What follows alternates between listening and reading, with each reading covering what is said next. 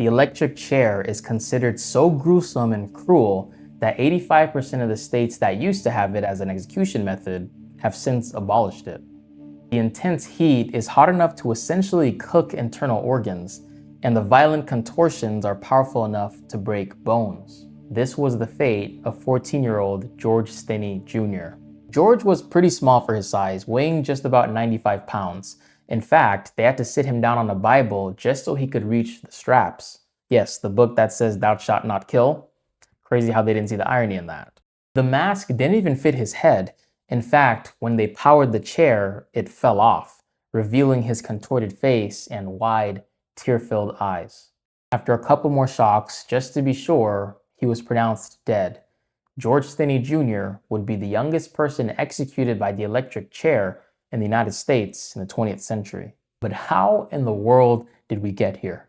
Well, the year was 1944, and the place was the segregated Jim Crow town of Alkaloo, South Carolina.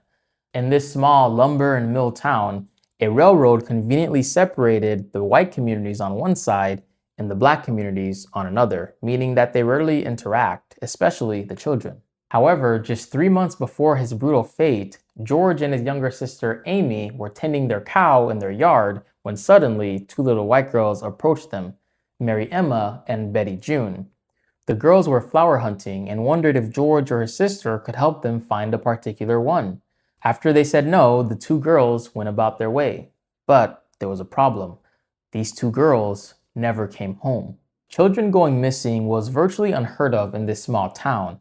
Frantic, the community quickly gathered a group of searchers to go and find the little girls. George and his father volunteered to help out. Now, while on the search, George mentioned to a fellow searcher that he had actually seen the two girls earlier that day. This would prove to be the biggest mistake of his life. After nearly a full day of searching, they sadly found the little girls in a watery ditch with a bicycle on top of them. Further inspection confirmed that they were indeed deceased, and it appeared that they both were severely beaten over the head. The shock of this unprecedented event sent waves of fear throughout the town, coupled with intense outrage and extreme pressure to find quick answers and even quicker justice. Shortly after, that same searcher, who remains unidentified, said, "Hey, I remember a little black boy telling me that he had seen the girls the same day they went missing." And after officers confirmed this to be true by George's sister Amy, they arrested him. Now, she also mentioned to the police that George had been by her side the whole day, meaning it wasn't possible for him to have committed those murders. But they didn't care. And that alibi, which could have served as a lifeline for George, was never even mentioned in court. Now, when I say that this town was outraged, I mean they were seething. They wanted this little boy gone. In fact, a mob came to the police station to do it themselves. But to their dismay, George had already been transferred to a jail the next town over. The fuming white community turned their attention to George Stinney's family. His father, who had actually worked for one of the men who was on the search team that found the girls' bodies, was abruptly fired from his job at the local sawmill. So losing their sole source of income and being faced with very real threats to their lives, the family was forced to flee to a different town and live with grandparents about 20 miles away. George Stinney, meanwhile, was being questioned for hours without parental guidance or legal counsel. In just about 24 hours, he went from innocently doing chores with his sister to being completely isolated, aggressively questioned, and being accused of a double homicide. Now, during this interrogation, something very critical happens. One of the officers had claimed that George confessed to the entire thing, but there was no written confession, no transcript, recording, nothing to verify that this happened, just one cop's word. Now, it's very likely that he did confess, but probably not of his own accord. His cellmate, Wilfred Hunter, has since come out and said that George told him that the police did indeed force it out of him. He said, "Johnny, I didn't do it. I didn't do it." He said, "Why would they want to kill me for something I didn't do?" And the idea of an officer coercing a confession out of somebody is not that unusual, especially for a young black boy in those days. In fact, nearly a third of wrongful convictions involved a false confession. That same officer also claimed that George had led them to the murder weapon, a railroad spike. However, this weapon was conveniently not shown in court. Now, believe it or not, this story continues to get chaotic because the trial of George Stinney was problematic. First off, he was given an all-white jury, which meant it wasn't a jury of his peers.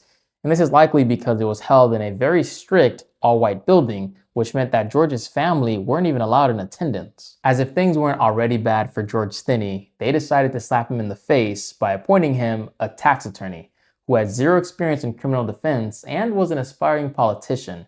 So he knew good and well that the politician who defended a killer of two little white girls was basically a political death wish. And so he had no desire to help George, and he didn't. He didn't call a single witness to the stand. He didn't call for an independent investigation. He didn't cross-examine that officer who claimed George had confessed and led them to the murder weapon. It's no wonder that the trial lasted only about 3 hours. The jury deliberated for a whopping 10 minutes before finding George guilty. Oh, and that attorney didn't appeal the decision, in case you were guessing. Activist groups like the NAACP and several private citizens petitioned the then governor, Olin D. Johnston, to use his constitutional authority to spare George Stinney's life, citing things like his young age, the lack of concrete evidence, basic gospel teachings, fairness. But there were also several in the community petitioning the governor to not step in, saying that since the girls' lives were taken, true justice meant that the guilty party had to pay with his life as well. The governor ultimately decided that the execution was to go as planned, and to justify his reasoning, he later published a note saying that George had confessed to the crime to him as well, and even told him that he had sexually assaulted one of the girls. However, their autopsy does not confirm this. And so on George went to his own execution. They shaved him and strapped him to a chair made for adults, straps that barely fit his body, and when he was asked if he had any final words, his response was, "No, sir." And in this quiet town where violent crimes were virtually unheard of, 3 children were killed in just about 3 months. If you've never really heard about this story, don't feel too bad. Many Americans didn't either, even right after it happened. Since this was during World War II, it became an afterthought and was never published on the front page of any major newspaper. But if that's where you thought George Stinney's story ends, you're very wrong. 70 years after his death, his surviving siblings were able to get a hearing with the judge on the case. His sister Amy, who was present when George met those little white girls on that fateful day, was finally able to present that alibi for him. His other sister, Catherine, confirmed the claim, and his brother, Charles, who was actually arrested with George on that day but then released, was also able to provide testimony. During the hearing, lawyers brought into question certain claims that were made by the previous officers. For example, they said that George led them to the weapon, which was a railroad spike. However, autopsies show that railroad spikes would have likely done a lot more damage to the girls' skulls, and that it was more likely to be a hammer. But it was very convenient that the officers mentioned a railroad spike since their bodies were found next to a railroad track. Judge Carmen Mullins said that George was obviously not given the proper due process that he was entitled to under the Constitution. On the way George was treated in trial, she said that I can think of no greater injustice. I feel exonerated. I feel happy. I feel blessed. I feel Lord and mercy, Jesus. I just wish my mom and daddy was here to see this day. While the judge's decision finally gave justice to George Stinney and validation to his family, it forced everybody to ask one big question. If George didn't commit those murders, then who did? This question bothered a lot of people, including one woman in particular named Sonia Ade Williamson. She had family that was very influential in the town of Alcaloo. Her mother actually even went to school with the young Betty June. She learned that her own grandfather, while George Stinney was being prosecuted, would often say that he knew George didn't do those crimes. She actually returned back to the town of Alcaloo and knocked on some doors, talking to whoever would listen to see what new details would emerge. A common theme that she found amongst the people who remembered George Stinney being killed was that it was a rich white man who did it and who used his influence to put the blame on George. The man in speculation was actually a different George, George Burke Jr., the son of the man on the team that found the girls' bodies and would eventually serve on the grand jury. The girls' bodies were actually found on land that they owned. Sonia also linked up with George's sister, Amy. Amy recounted to her that she remembers that when the girls had asked them about looking for flowers, once they said no and the girls went about their way, they were actually followed by a lumber truck. Sonia connected this account to another detail that she learned from someone very important, George Burke Jr.'s own son, Wayne, who said that George not only had a lumber truck, but that he had seen him invite the girls inside of it and brought their bicycle as well. That was the day that they were last seen. This was shocking revelation. I mean, could George Burke Jr. had been the one to eliminate those girls that day and then drive their bodies to that ditch that he then dumped it in, land they owned? It makes more sense than a 95-pound black boy dragging their bodies over there while nobody saw him or heard screams. George Burke Jr. actually died only a few years after the case, and it's alleged that he made a deathbed confession. In 2017, when a reporter followed up with Wayne, George Burke Jr.'s son, about those statements, he said that anything he said and others say about his dad are just rumors, and that he in fact did not make those statements that Sonia alleged he did. Now this is all just speculation, all rumors, he said, she said. But it was just speculation and rumors that got George Stinney executed.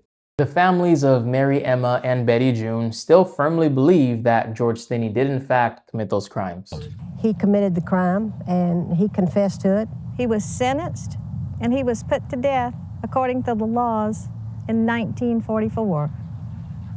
And I think they need to leave it alone. Now I have to tell you, this is one of the most frustrating cases I've ever researched. It's full of allegations that got taken back, confessions that were never confirmed, and really no motive or concrete evidence for either of the Georges. A part of me can empathize with those little girls' families who once believed that this case was done and over with, but now sort of feels like it's without resolution. Another part of me wonders how anybody can feel like the girls truly got justice when another child was put to death without concrete evidence and without being able to properly share his defense. One thing that's abundantly clear in this case is that it highlights how problematic racism can be. It forced the community to rush to a conclusion that was clearly and now legally confirmed to have been done incorrectly. I mean, no one else was even investigated in this horrific crime. A community blinded by rage and racism oversaw the deaths of 3 children, 2 of which I believe never truly got justice, and one that unfortunately received it 70 years